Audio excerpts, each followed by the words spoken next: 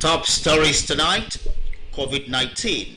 President Buhari urges Nigerians in diaspora to actively participate in post-pandemic economic recovery. Motorists groan under heavy traffic on first day of partial closure of Third Mainland Bridge. Plus, updates from the world of sports. Hello and thank you for joining us on Channel 12 News. My name is Ayala Balogun. Now the news in detail. President Muhammadu Buhari has urged Nigerians in the diaspora to actively participate in the country's post-COVID-19 economic recovery efforts.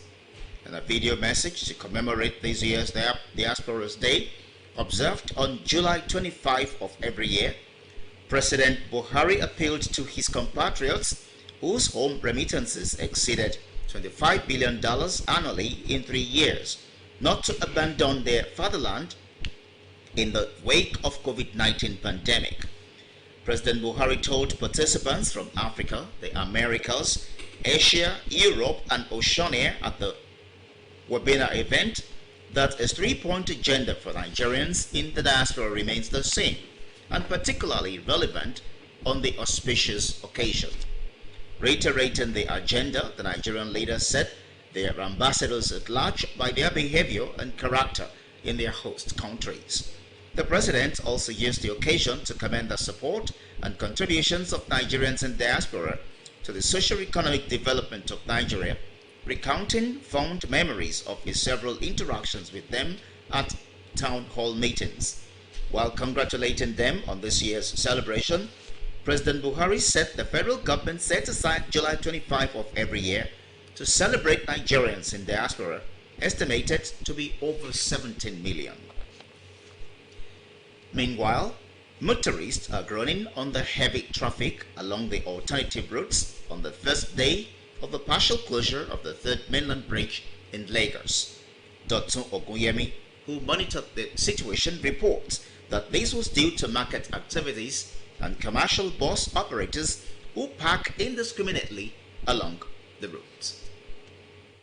It is the first day of the partial closure of the Third Mainland Bridge, and already we are seeing signs of defiant motorists who even tried to pass the barricade despite the presence of traffic management personnel as well as security operatives. Their reasons is feigning ignorance of the closure notice as well as the alternative routes available. I went through Ilubirin to Carter Bridge and then to link to Ijoro Lokpa as well as Western Avenue. That's quite good. I also went from Carter Bridge, I did a right to Ido, then Oyingbo, to ramp back up to Third Mainland Bridge. That's quite good. The only problem that we're having is that I saw a lot of tanker drivers. We'll be talking to the tanker drivers to make sure that they don't approach that bridge until about 10 o'clock. While the Third Mainland Bridge is partially closed, this is what the situation looks like on Carter Bridge going to Ido.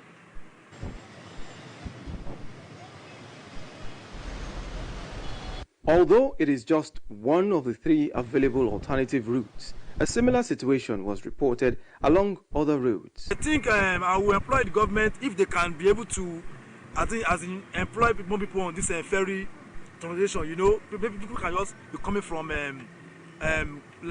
Morocco down to Ejiptemeta to the ferry. That'll be fine. As at the time of filing this report, mainland-bound motorists have been allowed passage on the bridge after 1 p.m. as the barricades at Ilubirin Junction have been removed, while motorists who are island-bound have started using the alternative routes from the Adekunle Junction. In Lagos, Dotun Ogunyemi. Television Authority and National Orientation Agency in Nasarawa State are in partnership to ensure local communities continue to stay safe amid increasing cases of COVID-19. From Lafayette, Abari Solomon reports. This information is per the Nigerian Television Authority, NTA Lafayette, and the National Orientation Agency say advocacy to ensure that COVID-19 protocols are observed by the people should continue to be implemented. State Director Priscilla Gondolo acknowledged the role and effort NTA is making towards containing COVID-19 pandemic, especially in rural communities. She says Nigerians must come to terms with the present reality, hence the need to come together in ensuring that COVID-19 is defeated. I speak on behalf of National Orientation Agency to call on the good citizens of Nasarawa State and indeed all Nigerians to remind us that COVID-19 is real and it is still here with us, and that the lifting of lockdown does not in any way indicate the end of COVID-19. And so let us all cooperate with government, the efforts of government. Let us put our hands together. Let us trust what the government is telling us and observe the protocols that have been given to us. General Manager says NTA is at the forefront in the fight against COVID-19 since its outbreak in the country and will continue with the good work. I always say prevention is better than cure. This is the best. But some, do not take these precautionary measures, protocols as very important, because it's better to safeguard yourself than to have the effect of the pandemic.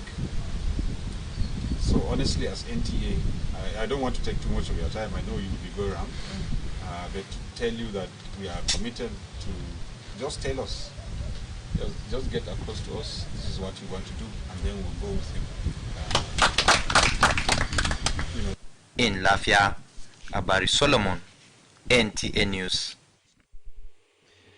In related development, weeks after the federal government lifted the restrictions on interstate movement across the country, there is a appreciable level of compliance with COVID-19 protocols by passengers and operators in major parks in Jos Metropolis. Mary Dumto, on a visit to the parks, reports that aside the increase in fare, which passengers complained about,